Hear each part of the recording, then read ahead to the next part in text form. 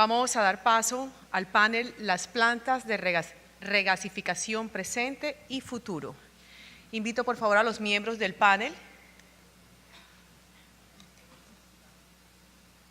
Nos acompañen por favor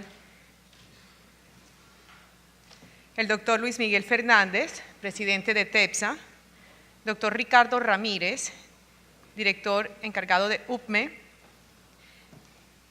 señor Manuel Mayhuashka, vicepresidente financiero y comercial de Cerrito Capital, y como moderador nos acompaña el doctor Orlando Cabrales, presidente de Naturgas, a quien me permito introducir.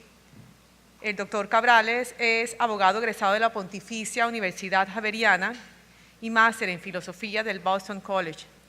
Trabajó durante 16 años en British Petroleum, los últimos 6 años como vicepresidente jurídico para América Latina.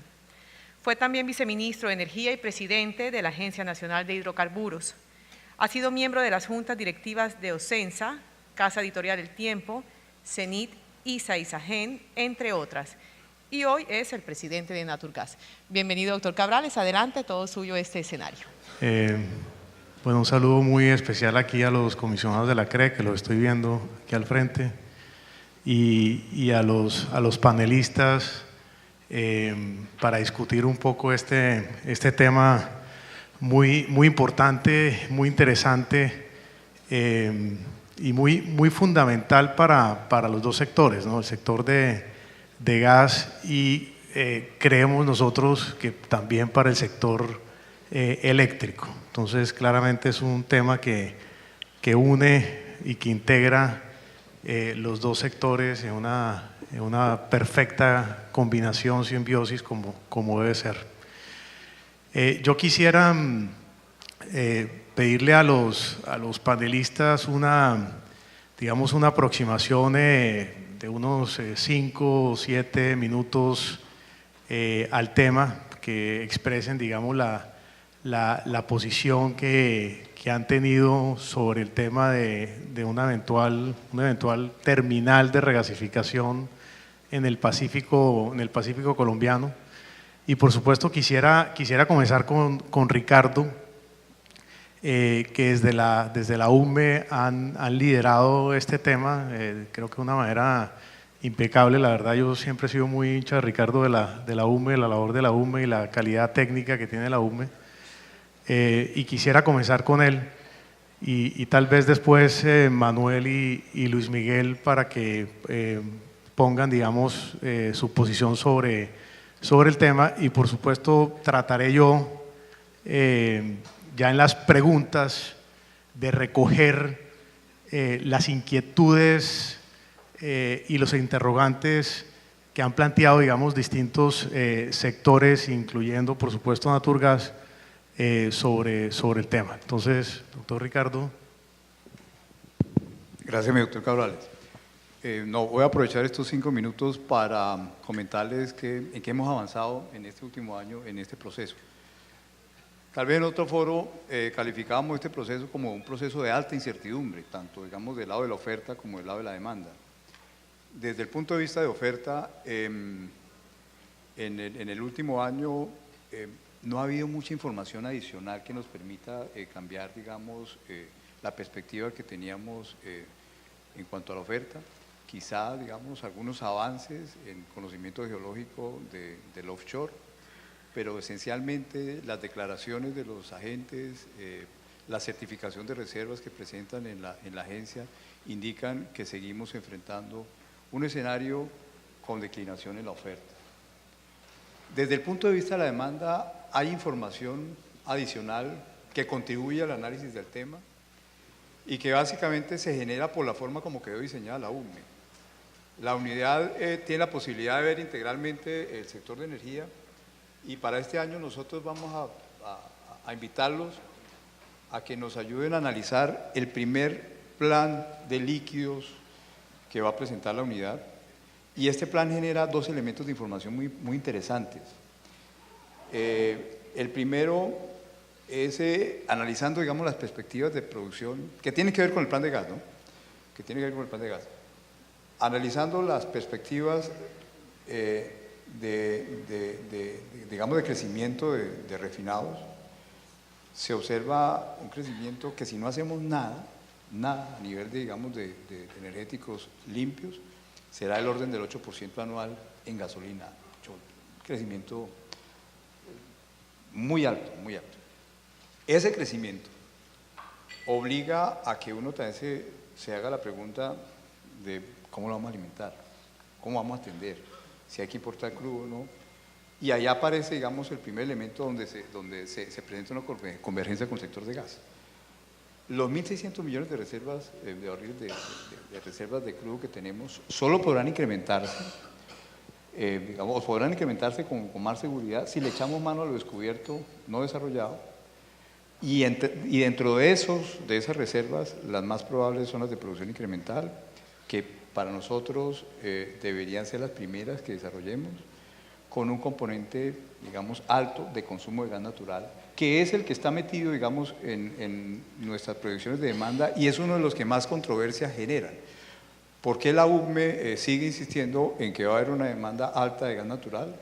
Nosotros vemos que, de acuerdo con las expectativas de crecimiento de demanda de refinados, vamos a tener que utilizar esos recursos y se va a generar esa demanda de gas que puede ser, digamos, por parte de Ecopetrol como operador de uno de los principales campos o puede ser de otro, pero es el recurso, digamos, más interesante que tenemos para asegurar que podamos alimentar nuestras refinerías. Y el otro tema que también tiene que ver con demanda de gas y que también lo genera el plan de líquidos es que vamos a tener que pensar o en ampliar refinerías, es un tema, digamos, controversial en esta coyuntura, o importar si seguimos creciendo al 8. Y eso, si la decisión es ampliar refinerías, cualquiera que sea la gente, va a tener que consumir gas natural. Entonces nosotros pensamos que esas dos demandas que han generado, digamos, como comenté hace unos minutos, controversia, para nosotros se siguen presentando en un futuro y coinciden, digamos, en el caso de los de producción incremental, con lo que Ecopetrol les dice a los accionistas, con lo que están certificadas, con la información que se está certificando reservas, y, como les digo, con la perspectiva pues, de abastecimiento de la demanda nacional.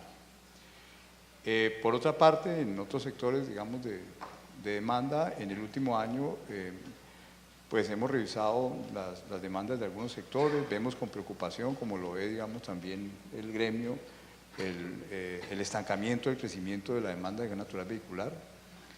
Hay que hacer algo, consideramos que como energético de transición hacia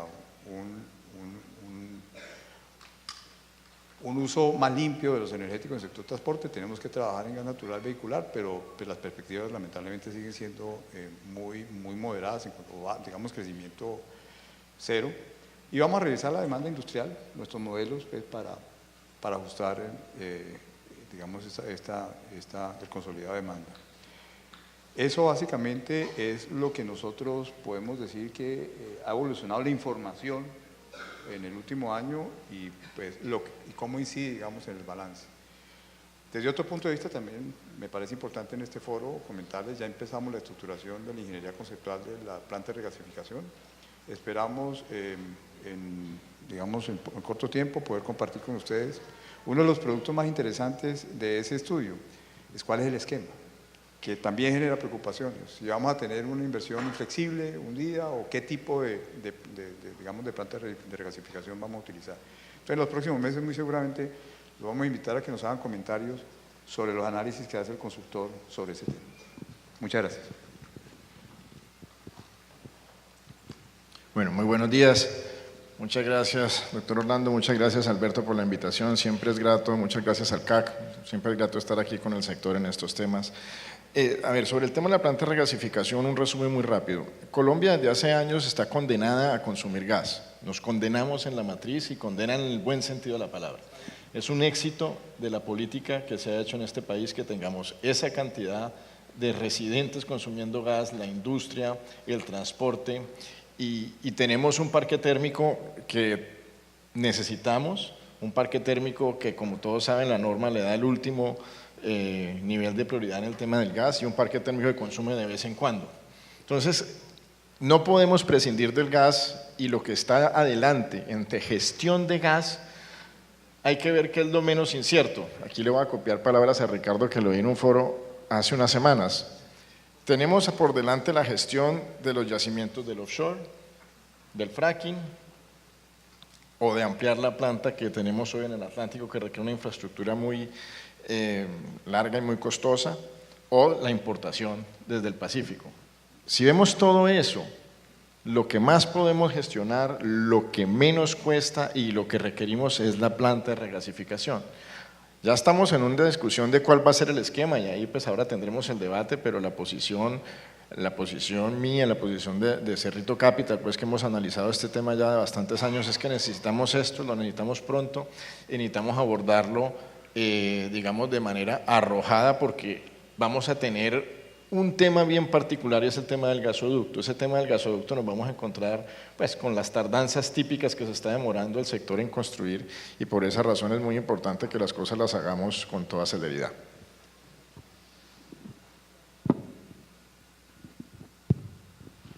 Buenos días, gracias Alberto por la invitación. Yo voy a hablar un poco desde la óptica del generador térmico. Colombia tiene un sistema hidrotérmico con una composición 70% capacidad hidráulica, 30% capacidad térmica. Una capacidad hidráulica que no cuenta con capacidad de regulación interanual. O sea, necesariamente, ante fenómenos críticos, requerimos que cada una de las plantas térmicas instaladas en Colombia operen a plena capacidad y en situaciones críticas proveemos hasta el 50% del total de la demanda, como se ha visto en los pasados fenómenos de Niño. De este 30% de capacidad térmica instalada, la gran mayoría de esta capacidad corresponde a plantas a gas, ciclos combinados.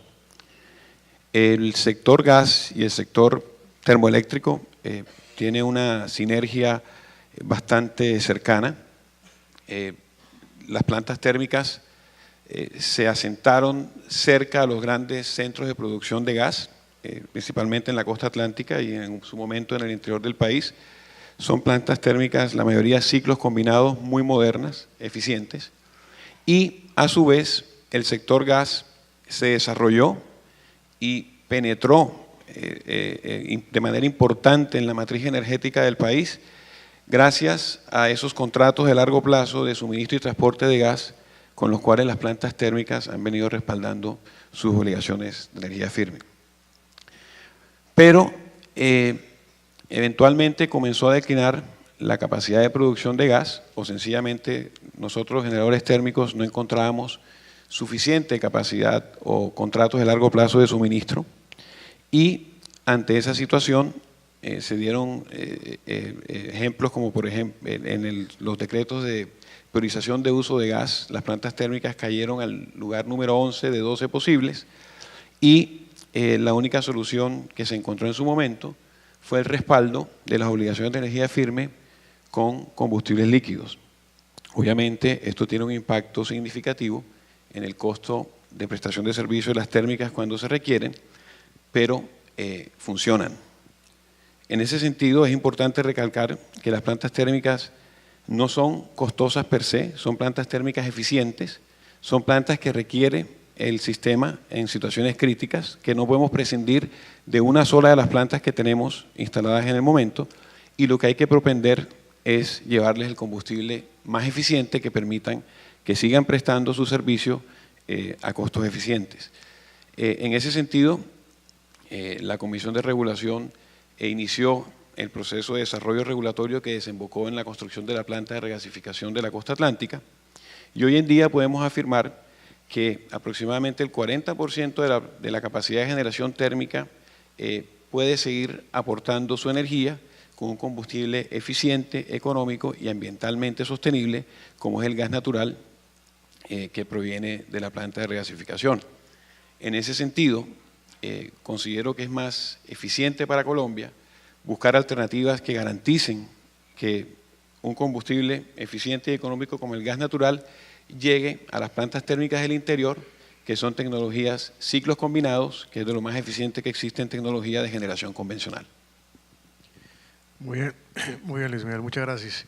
Yo creo que hay un tema y es antes de entrar a las preguntas, quiero hacer un comentario y es la importancia que tiene el sector térmico para el desarrollo de los nuevos campos en Colombia. Si ustedes ven los últimos 10 años, los descubrimientos principales han sido, digamos, en las cuencas del Caribe colombiano, costa adentro. Estamos hablando desde la creciente en el 2006 y hacia adelante, pues lo que ha descubierto Canacol y Jocol.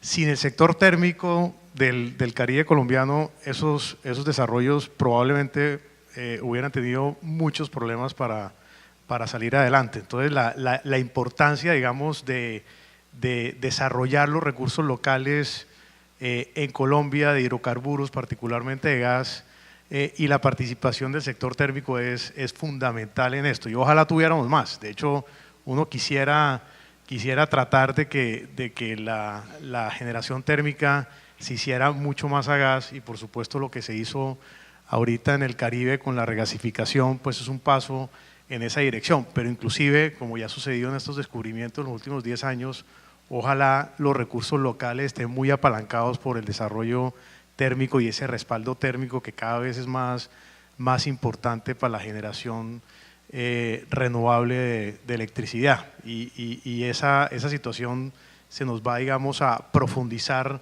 aún más en la medida en que, si la apuesta del país es que haya una mayor penetración de energía renovable no convencional, que es intermitente por naturaleza, el respaldo térmico va a ser inclusive aún más importante de lo que ya ha sido. Entonces, esa es una consideración que es importante tener aquí en este debate.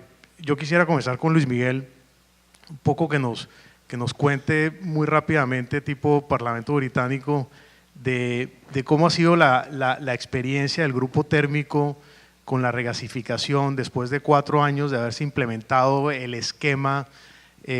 Cómo ve él, aunque ya lo ha cubierto en la introducción, esa complementariedad de la generación térmica con gas y la generación hidráulica.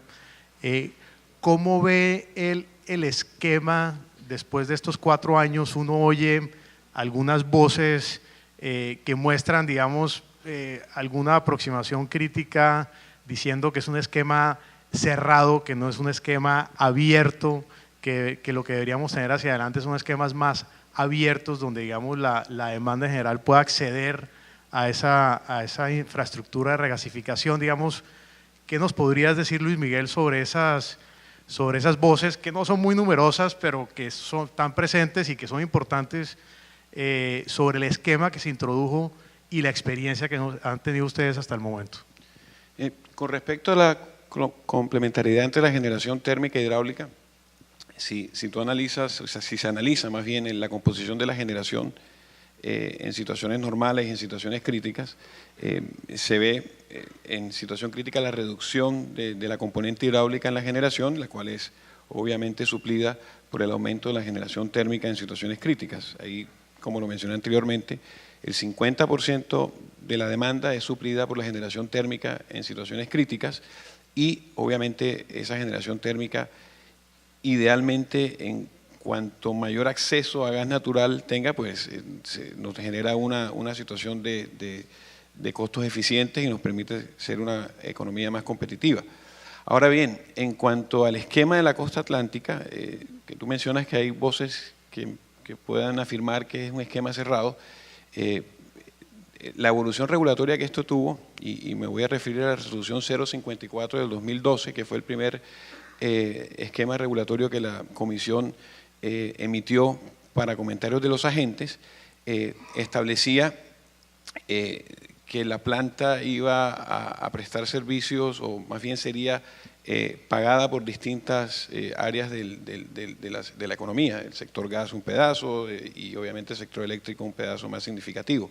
Sin embargo, probablemente en el desarrollo regulatorio hubo manifestaciones de distintos sectores en no querer asumir el costo asociado a la infraestructura, y el desarrollo de la regulación definitiva estableció que era 100% pagada por el sector eléctrico. Digamos que eso es resultado de una evolución regulatoria en donde se estableció en el mercado unas alternativas de remuneración a distintos componentes de los consumidores, y me imagino que como resultado de los comentarios de esos distintos componentes, finalmente terminó pagándola a quien más la necesitaba.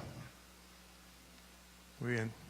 Por supuesto, Ricardo y Manuel, si quieren saltar sobre alguna de las preguntas, digamos, no hay un orden en particular, comencé con Luis Miguel, pero abiertos a los comentarios sobre las distintas preguntas que tengan. Si no hay ningún comentario sobre esto, salto a la siguiente. Dame un segundo. Yo creo que Luis Miguel tiene razón. Aquí lo que sucedió hubo una expresión en un momento en la 054, el arrojo del regulador fue tremendo. El arrojo dijo se necesitan 2 plantas. 2012 y en 2010 se había hecho en un estudio. La del Atlántico y la del Pacífico se pagan con unas proporciones que tenía una parte el térmico, otra parte el no térmico. Y saltó un debate tremendo en toda la sociedad colombiana. Ahí entonces la decisión fue menos regulatoria y creo que fue más política. Y creo que el gobierno dijo, ¿a dónde puedo llegar a ser más valiente para que esto salga sin tocar tanto a la industria? Porque la industria se vino muy fuerte diciendo que no quería pagar la planta. Y salió la del Atlántico y salió con este esquema, que es a través del esquema de restricciones, inclusive un cálculo de la UME bastante único, que fue un cálculo de N-1 en confiabilidad.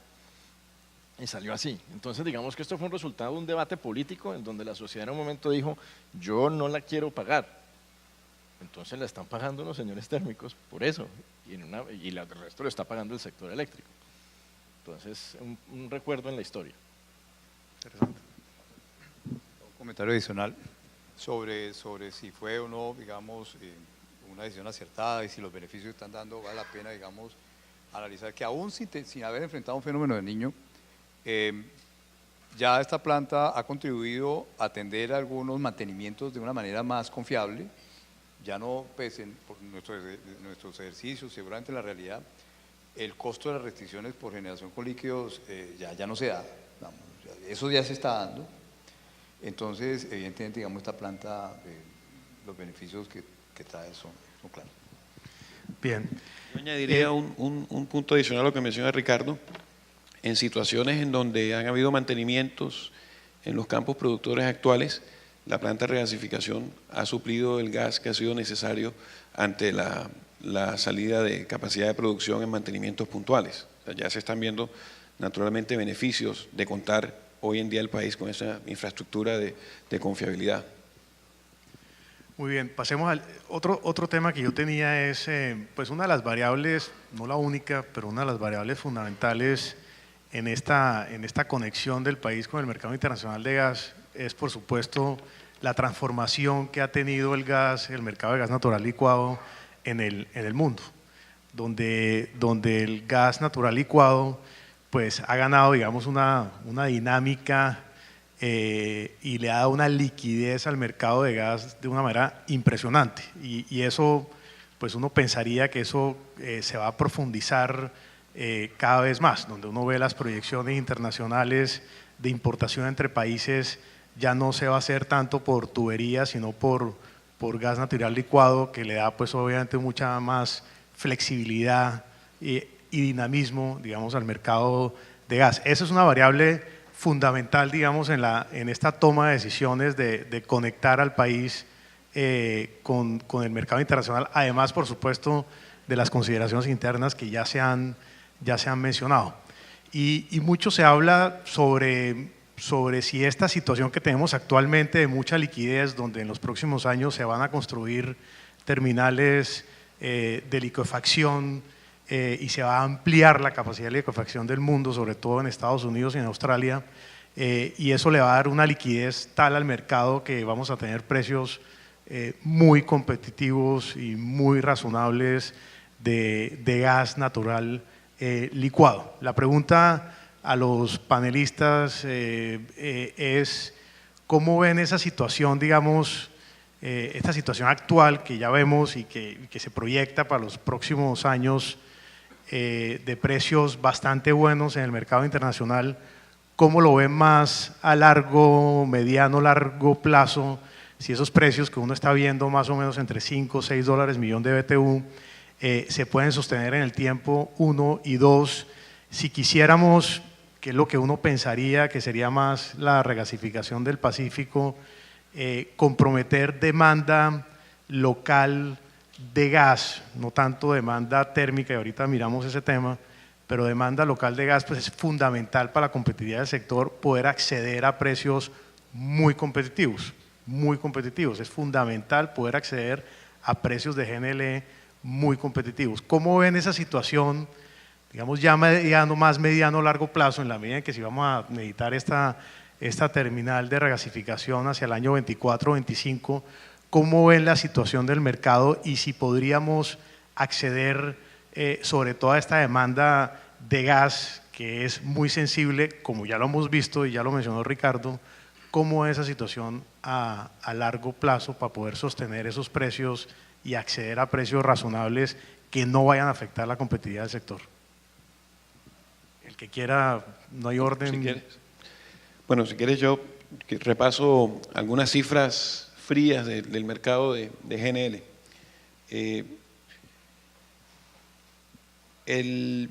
Digamos, la capacidad de licuefacción disponible el año 2016 eran 340 millones de toneladas por año. La demanda o el consumo del 2016 fueron 263 millones de toneladas por año. Presentó un crecimiento del 7% versus el año 2015, pero naturalmente se evidencia una amplitud en la capacidad de licuefacción versus la demanda real del año. El año 2016 entraron 36 millones de toneladas por año de capacidad de licuefacción, de los cuales 9 millones de toneladas por año están ubicadas en el Golfo de México, en Estados Unidos, muy cerca, obviamente, de nuestro vecindario. Esto equivale al 11,8% de la capacidad nueva que entró en el año 2016. En el año 2017 se encuentra en construcción una capacidad de 114,6 millones de toneladas por año, de los cuales el 50% de esa nueva capacidad, 57,6 millones de toneladas por año, se está construyendo en el Golfo de México, en Estados Unidos. O sea, en nuestra región, en país en donde tenemos tratado de libre comercio suscrito, se está ampliando la mayor capacidad de licuefacción en este momento. Existe con corte a diciembre de 2016 una flota de 478 barcos metaneros, que es esencial para esta industria contar con los medios de transporte del hidrocarburo. A finales del 2016, las órdenes de construcción de nuevos barcos ascendieron a 137 nuevos barcos metaneros, de los cuales 121 tienen una capacidad de transporte superior a los 50.000 metros cúbicos. 64 de estas embarcaciones están proyectadas a entrar en servicio en el año 2017. El costo de flete de un barco metanero de unos 160.000 metros cúbicos ascendió en el 2016 a $33.000 aproximadamente el día. El año 2015 este costo ascendió a $36.000 día, es decir, está bajando también los costos de fletes asociados a este servicio. Las transacciones spot del año 2016 ascendieron al 28% del total del volumen transado de GNL a nivel mundial. Es decir, aproximadamente una tercera parte de las transacciones totales de GNL a nivel mundial se están desarrollando a nivel spot. Y se proyecta para el año 2022 un crecimiento de la capacidad instalada de aproximadamente un 35% adicional a la que existe hoy. Es decir, dicen los expertos o establecen los expertos que por lo menos al año 2025-2022 el mercado de GNL va a estar bastante largo y bastante líquido. Eso se refleja también en el comportamiento de los precios de GNL Spot, en donde se ven precios muy inferiores a los que se han visto anteriormente y una convergencia, digamos, en precios de GNL de distintos marcadores como el precio asiático, con el marcador de Europa, el NBP. Definitivamente estamos en una coyuntura de precios de GNL muy beneficiosos para los compradores y esta, digamos, actividad de construcción de nuevas plantas de licuefacción permiten prever en el mediano plazo unos precios de GNL bastante competitivos. Esa es la visión, lo que nosotros concluimos de acuerdo con las estadísticas de capacidad tanto de producción como a nivel de transporte de GNL. No sé si quieren, digamos que ahí la proyección es que el tema empieza a estrecharse a partir del 24 o 25, digamos, por lo menos a la que dicen las agencias internacionales. ¿Ustedes cómo lo ven de lo que han visto de la literatura? Yo sé que Manuel es gomoso del tema. Mira, ¿Cómo lo ha visto en la literatura internacional? Mira, el tema es que en la adivinanza de los hidrocarburos lo único que puede hacer uno es fallar en los precios.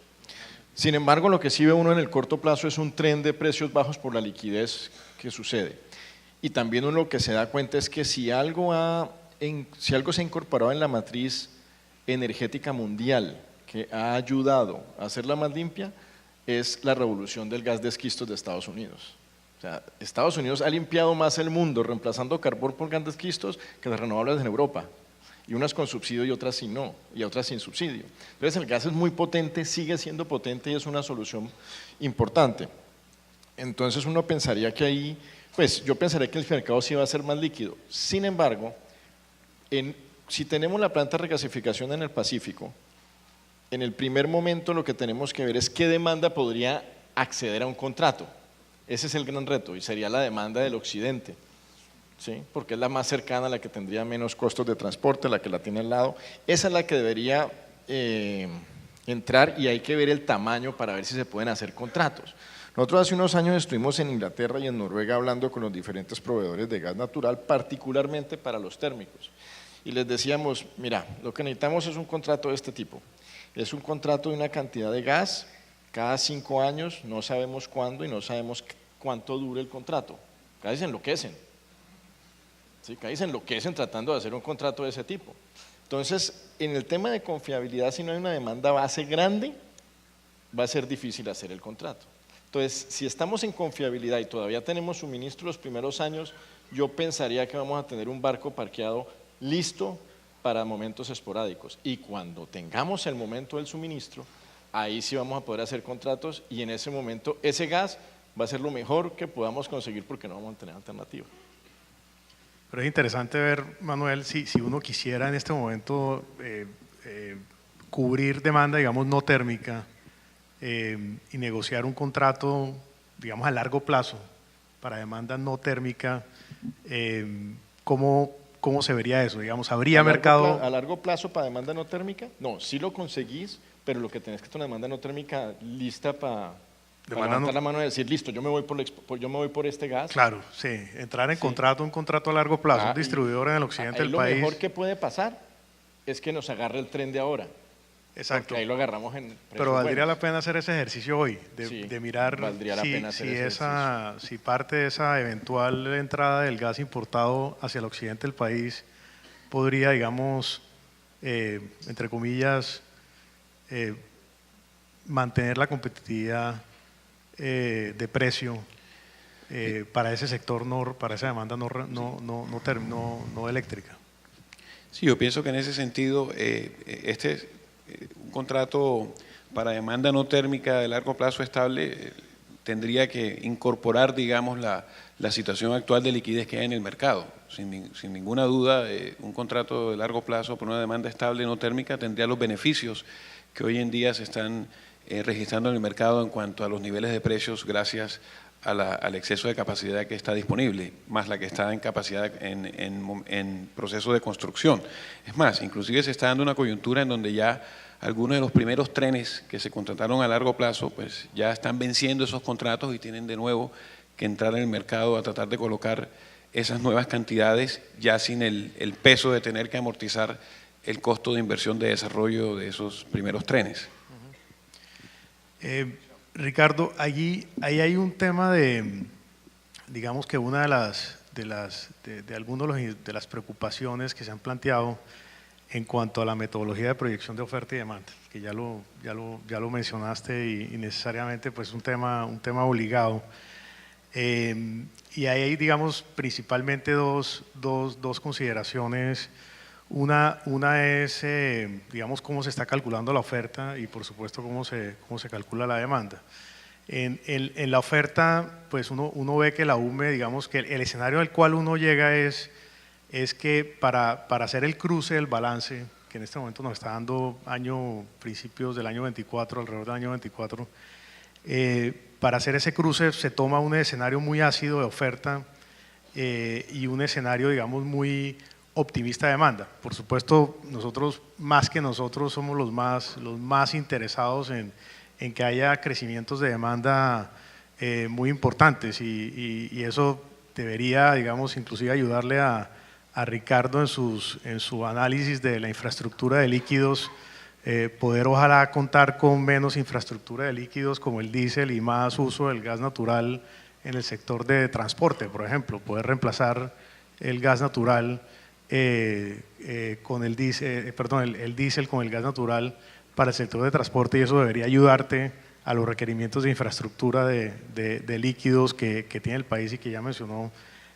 Ricardo. Pero uno ve ahí, por ejemplo, en el tema de la oferta, solamente se tienen las declaraciones de producción, no se tiene en cuenta, digamos, que inclusive la misma UME lo hace, un escenario, digamos, más medio, donde además de las declaraciones de producción, pues hay desarrollos que no son hipotéticos ni planes de exploración en un futuro lejano, sino actividad concreta que está sucediendo en Colombia y que no salen esas declaraciones de producción porque todavía no hay una infraestructura de evacuación asociada a esos nuevos desarrollos. Lo mismo, este debate que mencionaba ya Ricardo sobre el tema de la demanda petrolera, donde uno ve que pues, la UME sigue incluyendo dentro de la demanda de gas la demanda petrolera, que está asociada a proyectos de recuperación secundaria que en este momento no están aprobados y que probablemente con los precios de crudo actuales probablemente no se den. Inclusive en alguno de esos proyectos alguien me decía el otro día que están considerando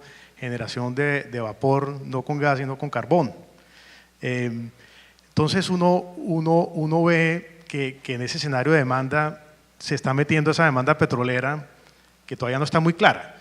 Por supuesto, repito, ojalá desde el punto de vista nuestro de Naturgas, ojalá haya toda la demanda del mundo. Es decir, ese es el interés nuestro principalísimo, que haya mucha demanda en el sector térmico, en el sector de transporte, en el sector petrolero, etcétera. Pero uno no está viendo eso y los productores dicen de manera reiterada, no estamos viendo esa demanda, pero a pesar de eso se está incluyendo. Entonces hay unas consideraciones ahí sobre el tema de oferta y demanda que es importante, Ricardo, de pronto hacer un comentario sobre eso, y también en el análisis que hace la UME, uno ve que puede existir una, digamos, para justificar la entrada de la regasificación en el año 21, se justifica por confiabilidad. Y uno lo que ve es que podría haber una sobreestimación en los beneficios de la confiabilidad. Y para basar y para justificar el adelanto, la UME mete un número de demanda desabastecida de 13 millones de pies cúbicos día de gas. Si uno mete, digamos, una demanda desabastecida de 13 millones de pies cúbicos día de gas, estamos hablando de entre 4 y 5 días de producción en Colombia. Pues hemos tenido problemas de confiabilidad, pero no creo que de esa dimensión. Por supuesto, cuando uno incluye esa variable, pues justifica, digamos, inclusive casi que traer gas de la luna, un poco para exagerar el punto. Pero ahí eso es una consideración que preocupa desde el punto de vista de la confiabilidad. Entonces hay temas de oferta y demanda, de que el cruce, obviamente cuando uno coge una oferta muy ácida, con una demanda muy optimista, pues obviamente el cruce siempre te va a dar más hacia acá. 2, el tema de confiabilidad, y por supuesto 3, y es una consideración importante para los sectores que hemos expresado la preocupación sobre el costo adicional, y ahorita hablamos del tema de la estampilla, sobre el tema de la competitividad del gas en el país, que la hemos perdido. No hay que ser, digamos, científico para decir esto. Sí tenemos una preocupación de que hemos perdido competitividad y que la demanda está bastante estable. Entonces uno ve unas proyecciones de crecimiento de demanda que no se están ajustando a la realidad. Y repito, ojalá que no fuera así, pero esa es la situación que tenemos hoy, y cualquier costo adicional e ineficiencia que uno le ponga al sistema, pues va a comprometer aún más esa competitividad. Bueno, gracias. Bastante larga la pregunta, doctor Cabrales. Inevitablemente. Bueno, te va a apuntarla. ¿Qué tan, digamos, ácidos hemos sido en la previsión de oferta? Nosotros estamos echándole mano a lo institucional. En el caso de la oferta, por ahí en la época que Manuel era vice, hubo necesidad de pensar en cómo planear a largo plazo con este sector que tiene tanta incertidumbre. Y se desarrollaron las famosas declaraciones de producción, que es el primer, digamos, insumo que tenemos nosotros para la previsión de oferta. La contrastamos con otro elemento que usted, doctor Cabrales, también conoce a la NH, que fue presidente, que son los planes de producción que los operadores de campos presentan a la NH para certificar sus reservas. Esas dos fuentes de información públicas, oficiales, son las que nos dan, digamos, la tendencia que hemos venido presentando en los 2 últimos años. Efectivamente, como hablábamos, digamos, en la reunión preparatoria de este foro, es posible que algunos agentes sean demasiado conservadores y que si no cuentan con la infraestructura de transporte que les permita monetizar sus reservas, pues no la declaren. Eso puede ser posible, y este año pues vamos a hacer una invitación digamos, a aquellos operadores de campo que no tengan infraestructura y que por esa razón no han declarado reservas, declarado producción disponible para ente firme, que lo hagan y haremos los ajustes respectivos. Pero con la información que tenemos hoy, pensamos que lo prudente y lo adecuado es trabajar con esas declaraciones de los mismos productores. No son, digamos, posiciones de excesiva prudencia del planificador, sino la información que formalmente están entregando esas dos agencias al Ministerio y a la NH. Digamos, esa sería la respuesta a la primera pregunta. La segunda sobre la demanda del sector petrolero y la manifestación de que los productores dicen que eso no se va a presentar. Nosotros hemos tratado digamos, de analizar esa posición de diferentes maneras. La primera es preguntando directamente al productor. Lo hicimos hace 4 meses a Ecopetrol. ¿Cuál era la demanda que había para la producción incremental de Magdalena Medio? Ecopetrol nos contestó, es una carta que puede ser pública, que efectivamente, digamos, aún no se han decidido esos proyectos, que el proyecto piloto, digamos del caso particular de Teca, está avanzando satisfactoriamente y que a finales de este año probablemente tiene un resultado. Esa es una fuente de información. Pero también consultamos qué le dicen a los accionistas, no qué sale por los medios, sino qué información le están entregando los operadores, específicamente Ecopetrol, a los accionistas. Y si ustedes ven en el informe que reporta Ecopetrol para la SEC, ahí está claramente, digamos, que dentro de las estrategias de incrementar valor a la compañía a través de incremento de reservas, una de las principales son los proyectos de producción incremental. Entonces nos parece que esa información es bastante seria, como para que nosotros también la utilicemos para hacer nuestras proyecciones de demanda.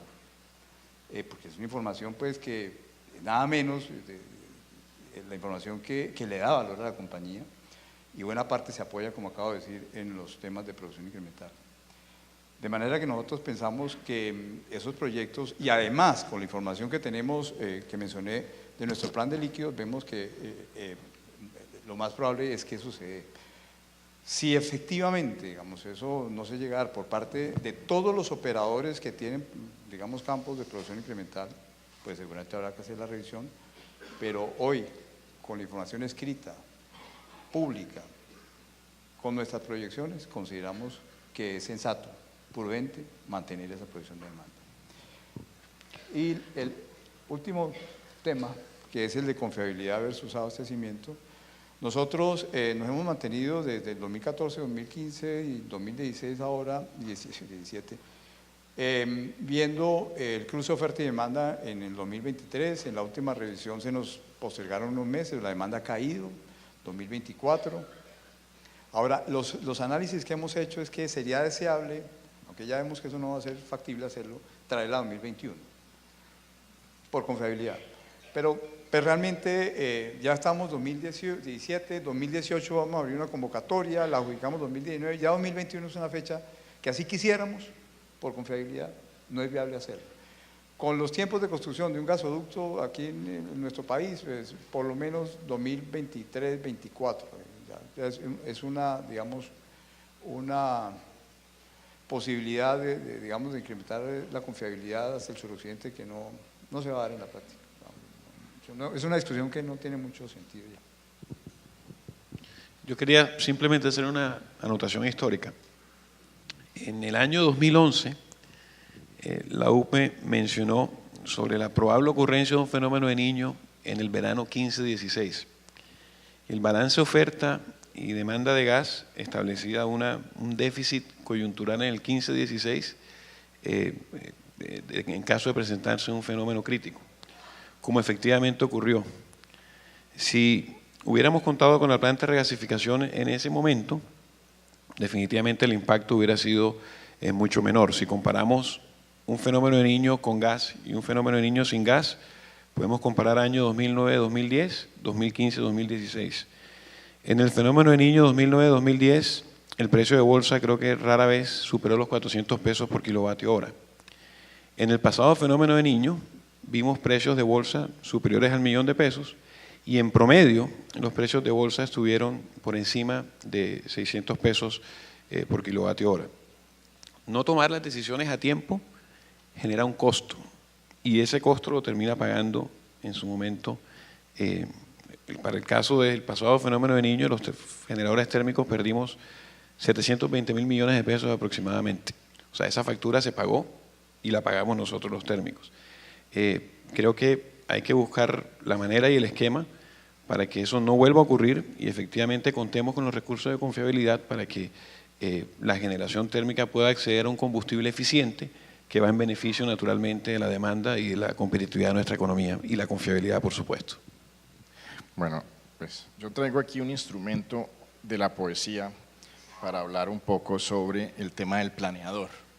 Este es un poema que me acuerdo yo cuando era chiquito, se llama El Pollo Chiras, que viene del costumbrismo colombiano. Esto dijo el pollo Chiras cuando lo iban a matar: dese breve mi señora, ponga el agua a calentar, un carbón echa a la estufa y no cese de soplar, que nos va cogiendo el día y el señor viene a almorzar. Pero escúcheme una cosa que le quiero suplicar, el pescuezo no me tuerza, como lo hace Trinidad. Hay 1000 medios más humanos de dormir un animal y de hacer que dure el sueño para toda la eternidad. Cumpla pues, buena señora, mi postrera voluntad y despácheme prontito, sin dolor y sin crueldad. La señora, que era dama de extrema caridad, se quedó muy confundida al oír lo dicho atrás, estudió el asunto a fondo, consultó en autoridad. Se leyó varios volúmenes, en inglés y en alemán. Compró frascos, ingredientes, un termómetro, un compás, 2 jeringas hipodérmicas y no sé qué cosas más. Y en ensayos y experiencias con tubitos de cristal y en lecturas y consultas, todo el tiempo se le va.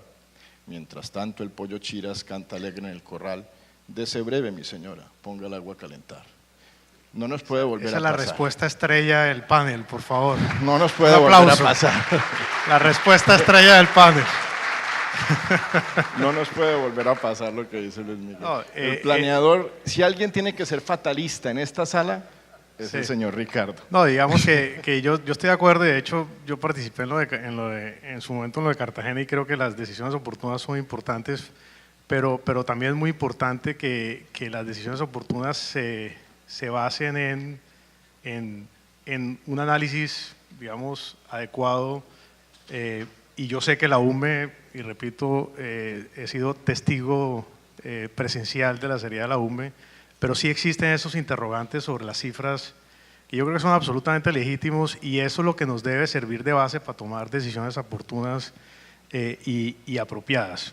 Un tema que ha sido, digamos, yo supongo que Manuel ya contestó las preguntas con el poema, así que no le doy más la palabra a Manuel, pero o que cante, sí, la próxima nos hace un show aquí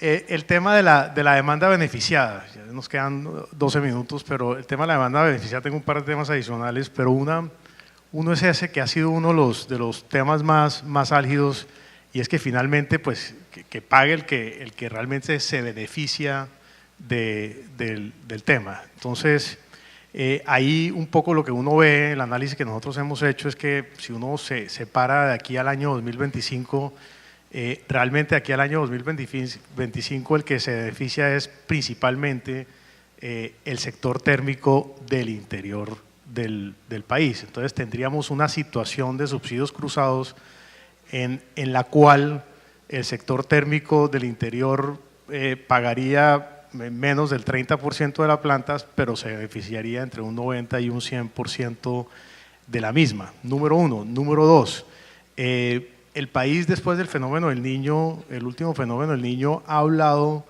de por supuesto, reconociendo la infinita importancia del sector térmico en Colombia, idealmente poder migrar de combustibles, digamos, costosos a combustibles menos costosos y procurar una matriz térmica mucho más eficiente, por supuesto sin violar derechos de terceros, etcétera, pero sí procurar migrar hacia eso. Y ya hemos oído de Luis Miguel que el respaldo con gas importado funciona y funciona bastante bien. Uno pensaría que deberíamos migrar con las térmicas del interior del país de la misma forma y que ellas paguen no por lo que consumen, sino por la capacidad que estarían asegurando, que es obviamente muy diferente. ¿Cuál es la posición de ustedes sobre ese tema, sobre la demanda beneficiada, la participación del sector térmico del interior del país en cubrir el costo de esta infraestructura de regasificación? Comentarios.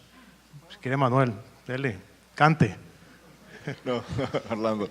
No, yo creo que el sector térmico tiene que participar, pero lo cierto es que tiene que haber un diálogo entre el esquema de la planta y el esquema de la confiabilidad. Ese diálogo asomó en la resolución del precio de escasez. Hay un párrafo que dice que en el momento en que entre la planta el precio de escasez ya no puede ser de líquidos. Entonces asoma un incentivo. Tiene que haber otro incentivo y es que los térmicos puedan pagar en un contrato a largo plazo y tienen que pagar en una proporción que tenga que ser viable para ellos y que puedan tener una asignación de cargos. Si eso se hace, el sector térmico seguro participa y eso falta en la elaboración de la regulación. Miguel. Ricardo. Dale. No, sí. La autoridad, por favor. Nosotros vemos que la demanda térmica en el futuro, a raíz, digamos, de la expectativa de las convencionales, va a ser relativamente baja. Y por contrario, vemos que digamos, los beneficios desde el punto de vista de demanda no van a ser principalmente para el sector térmico. Sin embargo, bajo el esquema de confiabilidad, sí puede tener un beneficio alto y creo que en eso la CREC lo está haciendo bastante bien. Y me parece que si atina a que, digamos, el producto que ofrezca para remunerar la planta vía sector térmico, si atina con eso, yo creo que podemos lograr el mejor de los mundos para todos. Que se abarate la planta, que la estampilla por esa confiabilidad adicional que van a pagar los demás sectores sea mucho más baja y que tengamos un aumento considerable en la confiabilidad eléctrica. Ese es el mejor de los dos mundos y yo creo que lo podemos lograr. Yo pienso como el beneficio no es exclusivamente para el sector térmico de la planta del interior, o sea, naturalmente beneficia a otros sectores consumidores de gas distintos al sector térmico. Ideal tomar como experiencia lo que se hizo en la planta de la costa atlántica y evitar que se susciten esos comentarios de que quedó cerrado y que exclusivamente es para el térmico, porque no lo es. El interior, digamos, tiene otros potenciales consumidores que también necesitan el gas en el interior y estoy seguro que la Comisión encontrará la manera adecuada para remunerar la infraestructura y poderla desarrollar sin perder de vista que los generadores térmicos de la costa, que estamos pagando el 100% de la planta de regasificación de la costa atlántica, ya tenemos un peso significativo en nuestros costos fijos asociados a esa solución que naturalmente es para nuestras necesidades. Para dar un rango de magnitud, el costo fijo de la terminal de regasificación de la costa atlántica tiene un peso de $20 millones anuales, para el caso de TEPSA casi un 18% de los ingresos totales de cargo por confiabilidad de la compañía, y naturalmente seguramente tendremos incrementos o reducciones adicionales asociados a las resoluciones 140 que está actualmente vigente en lo que refiere al precio de escasez. Entonces, seguramente encontrarán el camino adecuado para buscar la manera de remunerar y desarrollar la planta de regasificación del Pacífico. Una pregunta para Ricardo, principalmente, y nos quedan 5 minutos, es muy asociado a la infraestructura de transporte, el gasoducto de Buenaventura Yumbo. Obviamente para nadie es un secreto que eso es un proyecto muy difícil, muy complicado, con muchas incertidumbres desde el punto de vista social, ambiental. Digamos, un proyecto que puede resultar siendo mucho más costoso de lo que se estima. Si la idea aquí es que esta obra se asigne, digamos, se adjudique utilizando el modelo del sector eléctrico en las convocatorias para los proyectos de transmisión, si esa es la idea como uno lo entiende, y teniendo en cuenta, como seguramente aquí hay gente de compañías de transmisión, que cuando una compañía que está participando en una convocatoria de un proyecto de transmisión eléctrica ve un proyecto muy difícil, muy complejo, con unas incertidumbres muy grandes desde el punto de vista socioambiental, pues naturalmente y de manera absolutamente legítima va a tratar de cubrir esos riesgos y va a meter, digamos, en la propuesta una contingencia muy alta, porque obviamente es un riesgo muy alto que no está dispuesto a asumir.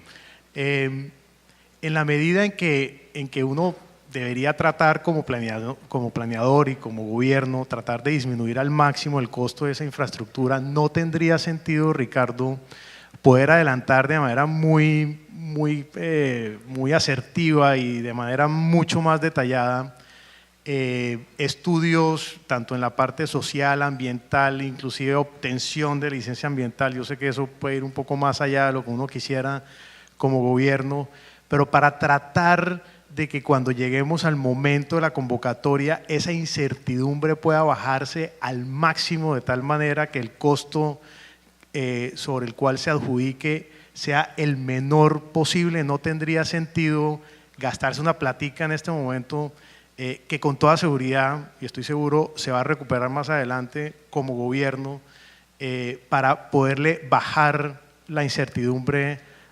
social y ambiental al proyecto, y que esa infraestructura no nos salga mucho más costosa de lo que se está estimando, y adicionalmente, por supuesto, nos daría un poquito más de tiempo para ver si ojalá salgan desarrollos locales, que yo pues como expresidente de la NH siempre tengo mi esperanza de que podamos desarrollar más los recursos locales, que eso es una tragedia en Colombia, no poder ejecutar más rápidamente nuestra actividad de exploración y de producción. Estoy totalmente seguro que Colombia tiene recursos más que suficientes y uno no debería estar hablando de importación, pero bueno, en el mundo estamos. Pero no valdría la pena meterle un poco más a eso, meterle un poco más de plata, más allá del tema presupuestal, y repito, con toda seguridad lo vamos a recuperar. Muchas gracias por la pregunta, es bien interesante. Nosotros, de acuerdo, haría todo el sentido, digamos, invertir un poco más para reducir incertidumbre, pero voy a comentar qué dificultades tenemos. En el sector eléctrico y con el apoyo, digamos, de grupos de transmisores y de la FDN, se está trabajando en ese tema, no a la velocidad que quisiéramos.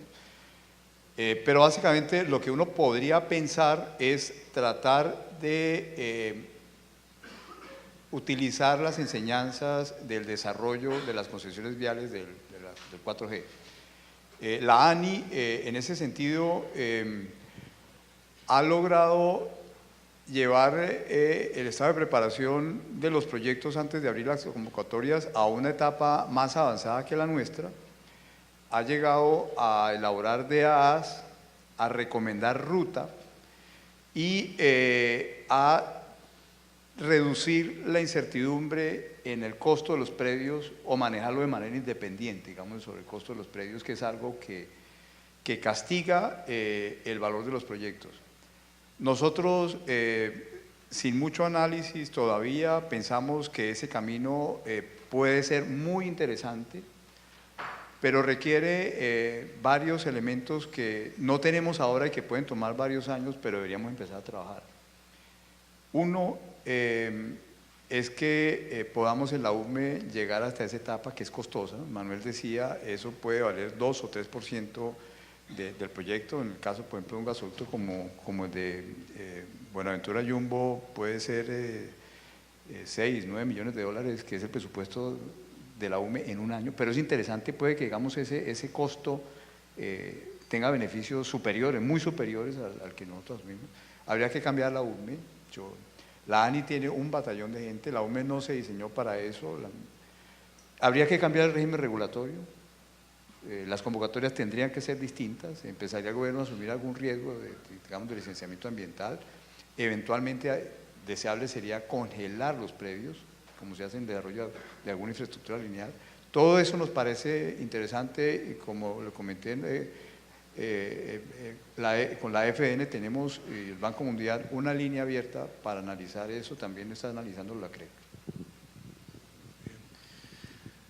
Bueno, creo que se nos ha acabado el tiempo, no sé si Manuel o Luis Miguel tengan alguna consideración adicional. Bueno, creo que pues obviamente me quedaron algunas cosas, preguntas que tenía aquí, pero creo que se ha cubierto lo más importante, así que muchas gracias a los panelistas y por favor les pido bueno, aquí hay una, máximo 2 preguntitas, Daniel, y muy cortas.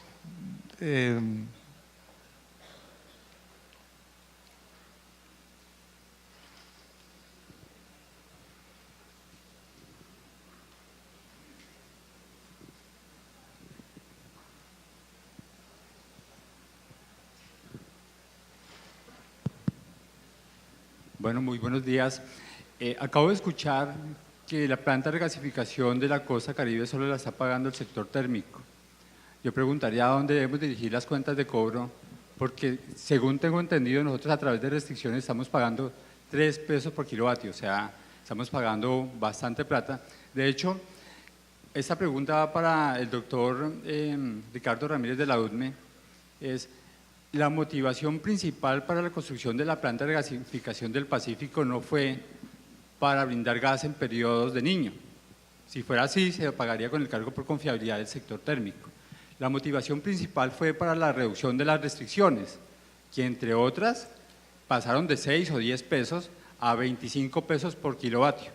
Entonces la pregunta directa para la UDME es: ¿se ha revisado cuál es el valor, el monto que se ha dejado de pagar, que nos hemos ahorrado por ese tema de restricciones? Porque realmente nosotros desde la demanda vemos que la planta de regasificación sí está ahí, pero que las restricciones se incrementaron sustancialmente. Si me permites, yo me refería al sector eléctrico, que paga la planta de regasificación del Atlántico, el 50% vía el ingreso regulado. Ahora, el racional detrás de eso es poder atender las restricciones con gas natural en vez de tenerlas que atender con combustibles líquidos o diésel principalmente.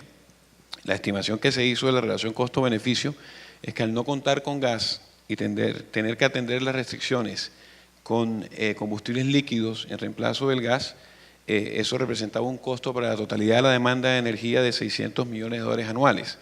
Y eso equivale a un costo por kilovatio, teniendo en cuenta la demanda diaria actual, del orden de unos 27 pesos por kilovatio en restricciones, mientras que el componente del IR equivale a 1 peso de restricciones aproximadamente. Entonces, obviamente una relación costo-beneficio de pagar ese 49% de la planta de regasificación a través de restricciones, que tiene un costo de $1 por kilovatio aproximadamente, versus los potenciales $600 millones en combustibles líquidos para atender la generación de seguridad, que tiene un costo de $27 por kilovatio. Entonces, definitivamente hay un beneficio evidente para la demanda.